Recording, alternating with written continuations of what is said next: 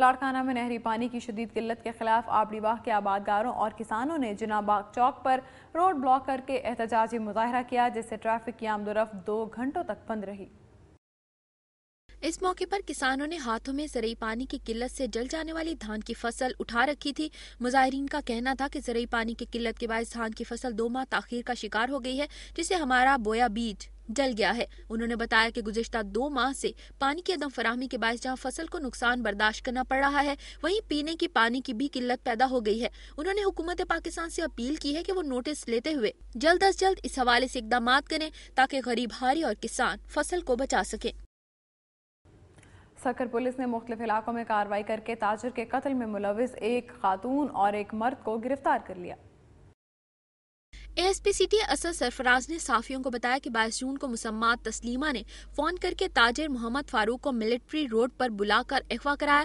اس دوران مخفی طبیعت خراب ہونے کے باعث دم توڑ گیا۔ پولیس کے مطابق ملزم کا بیٹا تاجر فاروق کے پاس ملازم تھا۔ انہوں نے پولیس اہلکار شبیر بھیو، جمال الدین سمیت 5 افراد کے ساتھ مل کر فاروق کے اغوا کی پلاننگ بنائی۔ پولیس نے فون نمبر ٹریس کرنے کے بعد اغوا میں ملوث خاتون اور جمال الدین کو گرفتار کر لیا ہے، جبکہ دیگر ملزمان کی گرفتاری کے لیے ٹیم تشکیل دے دی ہے۔ ناظرین، ملک میں صحت کی ناکافی سہولتوں کی وجہ سے عوام کو شدید مشکلات کا سامنا کرنا پڑتا ہے۔ ٹھٹھہ کے سول ہسپتال کے گائنی وارڈ میں ڈاکٹرز کی غفلت اور بنیادی سہولتوں کی کمی کے باعث روزانہ 1 یا 2 خواتین دوران زچگی انتقال کر جاتی ہیں۔ مزید تفصیلات بتا رہے ہیں مرزا حسن بیگ اپنی اس رپورٹ میں۔ میں اس ٹائم ٹھٹھہ سول ہسپتال کے گائنی وارڈ میں موجود ہوں، جہاں ڈاکٹروں کی لاپرواہی سے روزانہ 1 سے 2 خاتون موت کے منہ میں چلی جاتی ہیں۔ سول ہسپتال ٹھٹھہ میں اس وقت لوڈ شیڈنگ کی وجہ سے بہت بڑا مسئلہ پیدا ہو گیا ہے۔ جنریٹر خراب ہونے کی وجہ سے روزانہ 10 سے 15 آپریشن ملتوی ہو رہے ہیں، جس کی وجہ سے مریض 12 گھنٹے بھوک اور پیاس میں مبتلا رہنے کے بعد مایوس ہو کے واپس اپنے بیڈ میں چلے جاتے ہیں۔ دور دراز سے آئے ہوئے مریضوں کا اور ان کے عزیزوں کا سخت پریشانی کا سامنا ہے۔ اسی طرح گائنی وارڈ کی حالت ہے، جہاں حاملہ خواتین ڈاکٹروں کی توجہ نہ ہونے کی وجہ سے ایڑیاں رگڑ رگڑ کے مر جاتی ہیں۔ لیڈی ڈاکٹروں کا اصرار ہوتا ہے کہ وہ اپنا علاج پرائیویٹ اسپتالوں میں کرائیں، مگر غریب آدمی پرائیویٹ اسپتال میں نہ جانے کی وجہ سے یہاں سول اسپتال میں داخل ہوتا ہے اور آخر کار وہ 4 آدمیوں کے کندھے پہ سوار ہو کر واپس جاتا ہے۔ سول اسپتال ٹھٹھہ اس ٹائم مسائل کا گڑھ بنا ہوا ہے، جس کو دیکھنے والا کوئی بھی نہیں ہے۔ کیمرہ مین قمر حسن اور سنشب کے ساتھ مرزا حسن بیگ، دنیا نیوز ٹھٹھہ۔ ناظرین، سرکاری عمارات اور دیگر انفراسٹرکچر کی تعمیر میں ناقص مٹیریل کے استعمال کی شکایات تو عام ہیں۔ جام شوروں سے امیر لنجھا ہمیں سندھ یونیورسٹی ریلوے اسٹیشن کی تعمیر میں ناقص مٹیریل کے بارے میں بتا رہے ہیں۔ آئیے دیکھتے ہیں یہ رپورٹ۔ میں اس وقت موجود ہوں ریلوے اسٹیشن سندھ یونیورسٹی پر۔ سندھ یونیورسٹی ریلوے اسٹیشن کوٹھی کے بعد پرانا اور پہلا ریلوے اسٹیشن ہے، جہاں پر یونیورسٹی کے علاوہ مہران یونیورسٹی، لیاقت میڈیکل یونیورسٹی میں داخل طلباء کے علاوہ اندرونی ملک سے لوگوں کی آمد و رفت رہتی ہے۔ یہ ریلوے اسٹیشن ریلوے ٹریک اور روڈ سے نیچے ہونے کی وجہ سے بارشوں کا پانی بھر جاتا تھا اور ریلوے اسٹیشن کے سامنے کی زمین پر لینڈ مافیا کا قبضے سے پانی کی نکاسی بند ہو گئی، مگر ریلوے انتظامیہ نے لینڈ مافیا سے زمین تو نہیں چھڑائی، مگر خود کی کمیشن سے جیب بھروں پر توجہ دے کر پرانی بلڈنگ کو گرا کر نئی بلڈنگ کا 1 کروڑ کا ٹینڈر کر دیا اور یہ بلڈنگ 6 ماہ کے بعد بننے شروع ہوئی ہے۔ تو ٹھیکیدار نے ریلوے افسران سے مل کر ناقص مٹیریل استعمال دلیری سے شروع کر دیا ہے، جبکہ ٹھیکیدار خود تو غائب ہے، مگر IOW دادو نے اپنے عملے کے ساتھ تعمیراتی کام میں موجود ٹھیکیدار کے خرچے پر کھانا کھا کر منشی کا کام میں مصروف ہے اور کوالٹی دیکھنے کے بجائے جیب بھرو کام چلاؤ پر عمل پیرا ہے۔ یہاں کے سیاسی سماجی تنظیموں کو سربراہوں نے حکومت سے مطالبہ کیا کہ سندھ یونیورسٹی ریلوے اسٹیشن پر نئے بننے والی بلڈنگ پر ایسا ریلوے عملہ مقرر کیا جائے جو کہ ریلوے فائدے مند ہو اور ٹھیکیدار کا منشی نہ بنے۔ ریلوے انتظامیہ کی اندھیر نگری، ناقص مٹیریل کا استعمال۔ کیمرہ مین متی رحمان انصاری کے ساتھ امیر لنجار، دنیا نیوز، جامشور۔ سندھ کے بعد اب چلتے ہیں وادی بولان یعنی بلوچستان کی دنیا میں اور دیکھتے ہیں کہ وہاں سے کیا خبریں اور رپورٹس موصول ہوئی ہیں۔ منجو شوری لیوس تھانہ کی حدود باری شاخ میں نامعلوم افراد نے گھر میں گھس کر ایک خاتون کو فائرنگ کر کے قتل کر دیا۔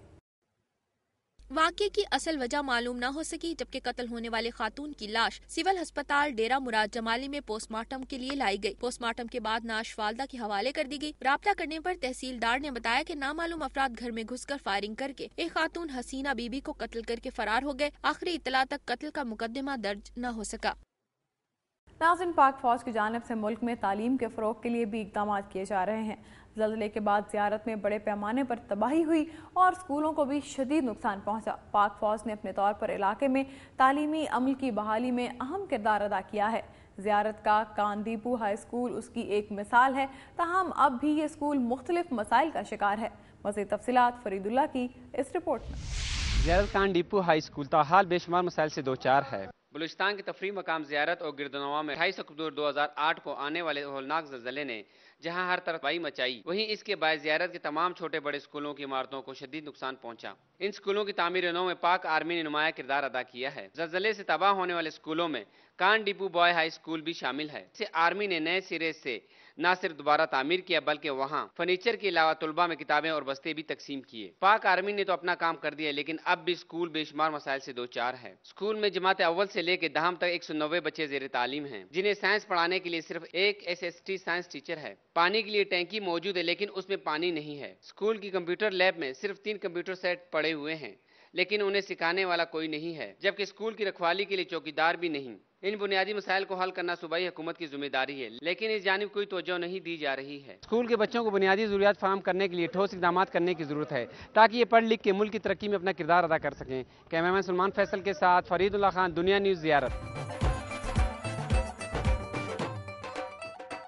बलूचिस्तान के बाद अब बारी है खैबर पख्तूनख्वा की, और देखते हैं कि वहाँ से प्रोग्राम के लिए क्या खबरें और रिपोर्ट्स मौसूल हुई हैं।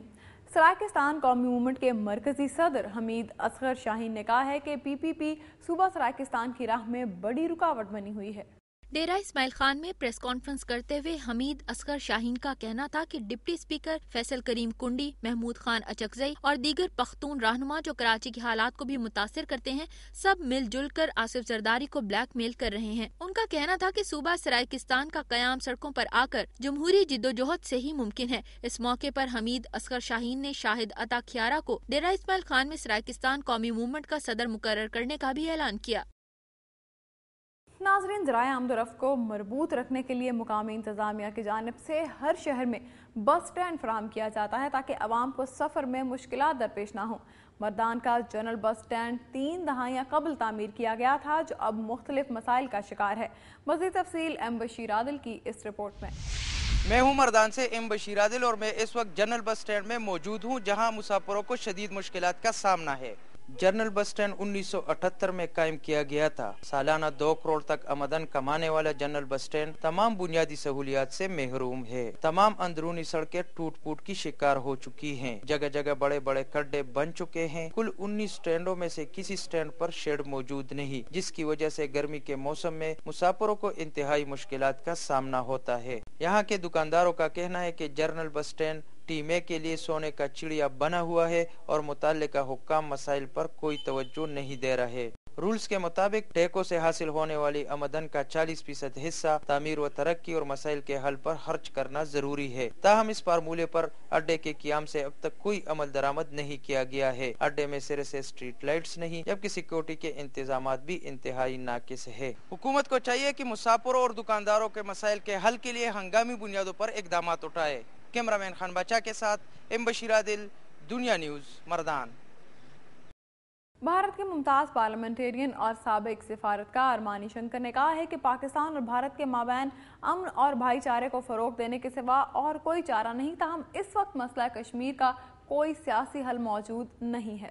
मानी शंकर संघी तरक्याती फाउंडेशन के ज़ेर एहतमाम एबटाबाद में उमर असगर खान अवामी असम्बली के इज्तिमा जमहूरी हुक्मरानी और समाजी इंसाफ के मौजू पर बहसियत मेहमान खुसूसी खिताब कर रहे थे। उनका कहना था कि अब वक्त आ गया है कि ज़मीनी हक़ाइक़ को समझते हुए इंसानियत और अमन को परवान चढ़ाने में तमाम वसाइल को बरूए कार लाया जाए। इस मौके पर उनके अलावा इंसानी हुकूक की नुमाइंदा ताहिरा अब्दुल्ला, मुदस्सर बशीर और दीगर मुकर्ररीन ने भी खिताब किया। मानी शंकर का कहना था कि पाक भारत के माबैन अमन मामलात की कमी के बायस दोनों ममालिक के दर्जनों फौजी सियाचिन के मुकाम पर ठंडक और सर्दी से मर रहे हैं और बाज अमन दुश्मन अनासिर ये नहीं चाहते हैं कि दोनों ममालिक में कोई अमन की बात हो और ये अनासिर पानी के मसले समेत दीगर मसाइल के जरिए दोनों ममालिक में खलीज को बढ़ाने में मसरूफ हैं। उन्होंने कहा कि यह हकीकत है कि पाकिस्तानी कश्मीर पर हम कब्जा नहीं कर सकते और भारतीय कश्मीर पर पाकिस्तान कब्जा नहीं कर सकता। इसलिए मौजूदा हालात में जरूरी है कि कश्मीरी आवाम की उमंगों का ख्याल रखते हुए उन्हें एक दूसरे से मिलने की इजाजत हो, ताकि दोनों ममालिक में अमन और इंसानियत के रिश्ते फरोग पा सके।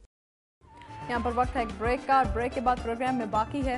कंगनपुर पुलिस ने चचा भतीजे को तशद्दुद का निशाना बनाने के बाद उन्हें गंजा कर दी।